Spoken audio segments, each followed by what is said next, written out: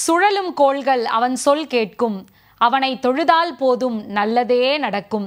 கடவுள் டிவி நேயர்களுக்கு ரேகாமணியின் அன்பு வணக்கம்.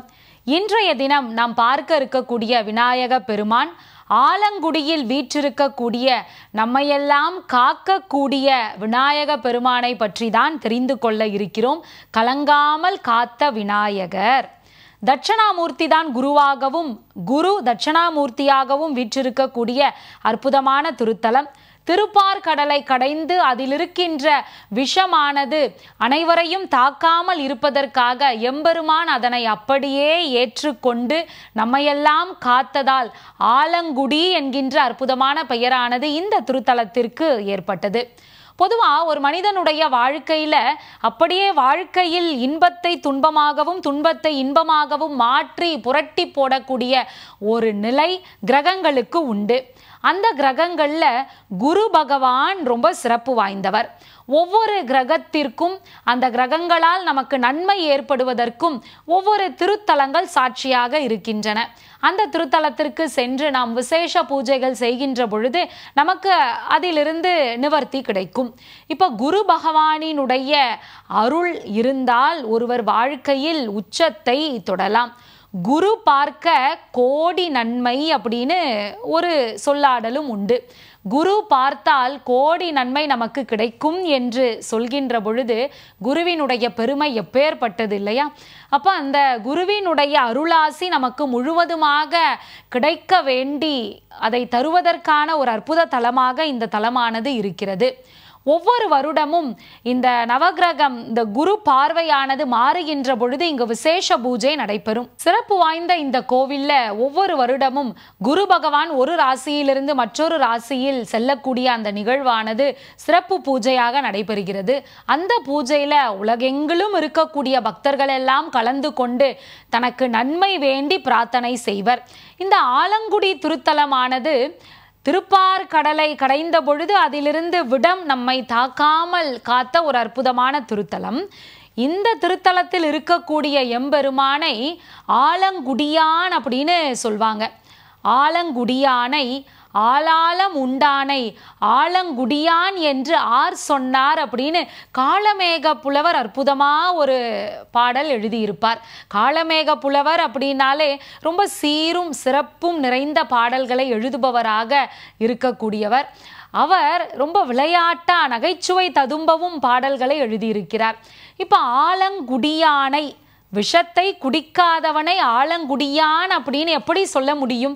அவர் விடத்தை குடிக்கவில்லை என்று சொன்னால் உலகத்தில் இருக்கக்கூடிய உயிர்களுக்கெல்லாம் துன்பம் அல்லவா ஏற்பட்டிருக்கும்? உலக உயிர்களை காப்பாற்ற வேண்டி அந்த விடத்தினை குடித்தவர். அப்படி இருக்கையில் ஆலங்குடியான் என்கின்ற பெயரால் எப்படி எம்பெருமானை அழைக்க இயலும் அப்படின்னு ரொம்ப விளையாட்டா அந்த பாடலை எழுதியிருப்பார். அப்படி ஆலங்குடியான் வீற்றிருக்கக்கூடிய அற்புதமான திருத்தலம். இந்த திருத்தல இருக்கக்கூடிய விநாயக பெருமானைத்தான் நாம் கலங்காமல் காத்த விநாயகர் அப்படின்னு சொல்றோம். ஆலங்குடி என அழைக்கப்படுகின்ற இந்த திருத்தலம் திரு இரும்பூளை அப்படின்னு திருஞான சம்பந்தரால் அழைக்கப்பட்ட திருத்தலம். இப்போ மாகத முனிவருக்கும் ஒரு அசுர பெண்ணுக்கும் ஒரு குழந்தை பிறக்கிறது, கஜாசுரன். அவருடைய குரு சுக்ராச்சாரியாரினுடைய வேண்டுகோளுக்கு இணங்க சிவபெருமானை வேண்டி அவரிடமிருந்து பல வரங்களை பெற்றுக்கொண்டார். யாராலும் அழிக்க முடியாத ஒரு வரத்தினை அவர் பெற்றுக்கொள்கிறார்.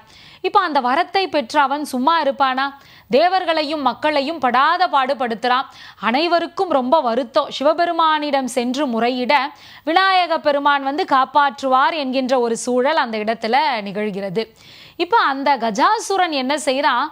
விளையாட்டா அப்படியே ஆகாயத்துல வலம் வரலாம் அப்படின்னு போன பொழுது அண்டச்சுவர் அவனோட கால் பட்டு கீழே விழுந்துடுது. அண்டச்சுவர் கீழே விழுந்த உடனே ஆகாய கங்கை அப்படியே அங்கிருந்து பீரிட்டு விழுகிறது. அந்த ஆகாய கங்கையிலிருந்து விழக்கூடிய நீரானது வெள்ளமாக பூமியில் பரவ எல்லா ஊரும் மூழ்கிவிட்டது. தாவரங்கள், விலங்குகள், பறவைகள், மனிதர்கள் எல்லாரும் கஷ்டப்படுறாங்க. ஆனா இந்த இரும்பூளை திருத்தலம் மட்டும் மூழ்கவில்லை. எதனால் அப்படின்னா இங்கு வீற்றிருக்கக்கூடிய எம்பெருமானால். இப்போ இந்த தலமானது மூழ்கவில்லை.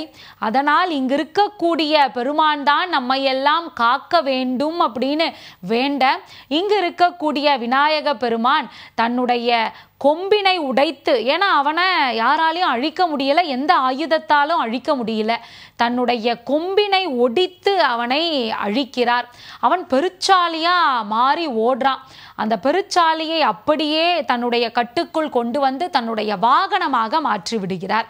இப்போ அந்த அண்டச்சுவர் ஒடிந்து ஆகாய கங்கை இங்கு வெள்ளமாக பாய்கிறது இல்லையா, அந்த நீரை எல்லாம் விநாயக பெருமான் தன்னுடைய துதிக்கையால் உறிஞ்சி கொள்ள அந்த அண்டச்சுவரிலிருந்து வருகின்ற அந்த ஆகாய கங்கை விநாயக பெருமானினுடைய கால் பெருவிரலால் அடைக்கப்படுகிறது என்று பார்க்கின்ற பொழுது எவ்வளவு சக்தி நிறைந்தவராக, உயிர்களையெல்லாம் காக்கக்கூடிய ஒரு உன்னத பணியை செய்பவராக இந்த விநாயக பெருமான் இருந்திருப்பார்.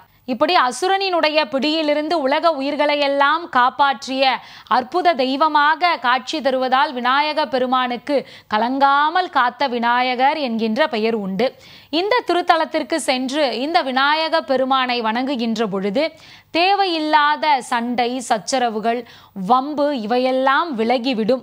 ஒரு வழக்கில் நமக்கு சாதகமாக தீர்ப்பு கிடைக்க வேண்டும் அப்படின்னு சொன்னால் அந்த பிரச்சனைகளிலிருந்து நம்மை மீட்டு கொடுப்பவராக இந்த கலங்காமல் காத்த விநாயக பெருமான் விளங்குகிறார். மீண்டும் வேறொரு விநாயகரோடு நாளை சந்திப்போம். அதுவரைக்கும் உங்களிடமிருந்து விடைபெறுவது ரேகாமணி.